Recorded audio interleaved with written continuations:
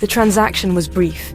The exchange of money feeling strangely like a pact. The mirror was theirs. How much for the haunted furniture? The 21st century is waiting. Ilara was captivated. Liam rolled his eyes, pulling out his wallet. The shopkeeper emerged, eyes pale and watery. It is a special piece, it remembers. Dracula's looking glass, huh? Sure you want this in our flat? Her gaze was drawn to the back, past a looming grandfather clock, to a velvet-draped object.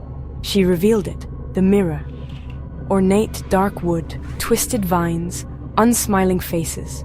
The glass was clouded at the edges, but the center was unnervingly clear.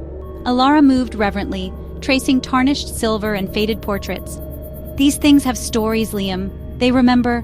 Liam ran a hand along a dusty gramophone, smirking. You sure about this place, Ilara? Looks like a prop house for horror movies. The shop was a forgotten corner of the world, tucked away down a cobbled lane where the modern city had not yet dared to tread. Dust motes danced in the sunlight, illuminating stacks of books and ancient furniture. The air was thick with the scent of old paper and something metallic, like a forgotten secret. Liam slept soundly, dismissing the mirror as just another antique. But the mirror stood silent and watchful, reflecting darkness and closed doors. It was patient. It was waiting. The ticking continued, a slow, steady heartbeat in their home. The mirror had settled in, and it was not alone. Ilara lay awake, uneasy. The shopkeeper's words echoed, "It remembers." He caught his reflection, so clear it felt like a window into another world. That night, unfamiliar sounds filled the flat. A faint ticking echoed from the hallway. Liam grunted. Looks like a giant gloomy eye. Ilara admired it. It looks perfect, like it was meant to be here. Carrying the mirror into their minimalist flat felt wrong. It clashed with the clean lines and bright colors. They hung it in the hallway, facing the front door. The air felt colder, heavier. The mirror reflected a world just out of sync with their own. It was no longer just a mirror. It was watching, and it was waiting for more. The first cracks in their reality had appeared. The mirror smiled in silence. Ilara found herself testing the glass, seeking reassurance. Both tried to rationalize the oddities, but unease grew. Liam avoided the hallway, taking the long way around. The mirror, once just furniture, became a silent point of tension. Liam, grabbing his keys, saw his reflection in a red shirt. He was wearing grey. He blinked, and the image corrected itself. Ilara glanced at the mirror, tying her hair. Her reflection's hands stayed at its sides. Then slowly, it matched her pose. She blinked, unsettled, but dismissed it as a trick of the light. The next morning, sunlight chased away the shadows. The whispers were always just out of earshot, making them question their sanity. They spoke less, fearing what the mirror might repeat. The silence grew heavy, oppressive. The mirror's power grew in their silence. The air around it was always cold. The object they brought home was now dismantling their lives, one whispered word at a time. It was no longer just a mirror, it was a collector of their fears. And it was hungry. I need to lock the door, he'd mutter. The mirror echoed. Lock the door, or it will get out. I'm so tired, she'd say. The mirror would whisper, so tired of trying. The mirror twisted their words, echoing them back with sinister intent. Liam scoffed at her story. Until he heard his own voice whisper, "Don't turn around," from the hallway. She backed away, heart pounding. The key is lost, her own voice hissed from the mirror. The oddities grew. One evening, Ilara heard a whisper from the hallway. The ignorance was as terrifying as the knowledge. The mirror fed them small doses of future pain, keeping them perpetually on edge. Their lives were no longer their own. The mirror was in control. What if it shows something truly awful? An accident, a fire, or worse? They lived in constant anxiety, trapped in a feedback loop of fear. The mirror was no longer passive. It was an active tormentor. Their flat became a prison, the mirror its warden. Every move we made was dictated by that damn glass.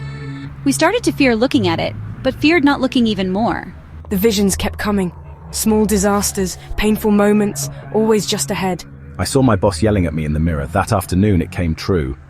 I saw myself crying, clutching a broken mug. Minutes later, it happened. The mirror escalated, showing them things that hadn't happened yet. Their attempts to reclaim their home only fed the entity. They were trapped in an echo chamber of their own making. Every wound was reopened, every word twisted. The mirror was winning. The more noise we made, the more it had to use against us. We tried to fight back, music shouting, but it just absorbed everything. The flat became a cacophony of past pains, looping endlessly. It twisted our words, replayed them distorted, turning a good night into a groan, a laugh into a cackle. The mirror curated their pain, amplifying negativity. It became a storage locker for our worst moments. It wouldn't let us move on. Days after an argument, I'd hear Liam's angry voice from the glass, colder, mocking. The mirror began replaying their worst moments, creating a disorienting echo chamber.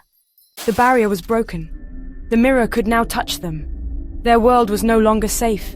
The mirror was rewriting reality. The breaking point came when our reflections started to interact, arguing, fighting, while we stood silent.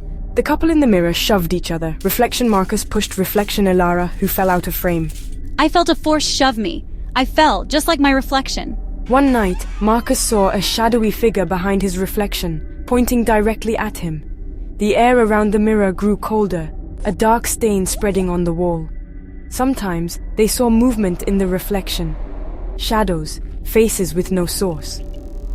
I tried to cover the mirror, but the sheet was always folded on the floor. I tried to move it. It was impossibly heavy. Elara stumbled back, terrified. My reflection stared back with hatred, drew a finger across its throat. The boundary between mirror and reality began to blur. There was no answer. The mirror had claimed its price. Liam, are you okay? He raised a poker to the glass. In the mirror, his reflection only smirked. As Marcus swung, a deafening shriek erupted. The lights went out. The sound of the poker was a sickening, wet thud, followed by a gasp and a heavy fall. Silence. That's it, I'm ending this. They were living through a horror movie directed by the mirror. A lamp short-circuited right after the mirror showed it sparking. A vision of a flooding tap. Moments later, the bathroom overflowed. It showed our painting crashing down. Seconds later, it happened. The terror peaked. The mirror's visions became reality instantly. Outside, the mirror's reflection changed. The hallway was empty, the bedroom door closed. In the reflection, the doorknob turned, the door creaked open, revealing an empty room. The mirror was erasing what had happened, rewriting the scene. In the real world, Elara huddled behind the locked door, unaware her sanctuary had already been breached in the world of the glass. The mirror's story was almost complete. Only silence remained. The final frame was set. The mirror waited. She scrambled away, locking herself in the bedroom, sobbing. The ticking from the hallway was slow, steady, triumphant. Elara, frozen in darkness, found Marcus slumped beneath the mirror, gone. Her sobs were silent, the air thick with terror.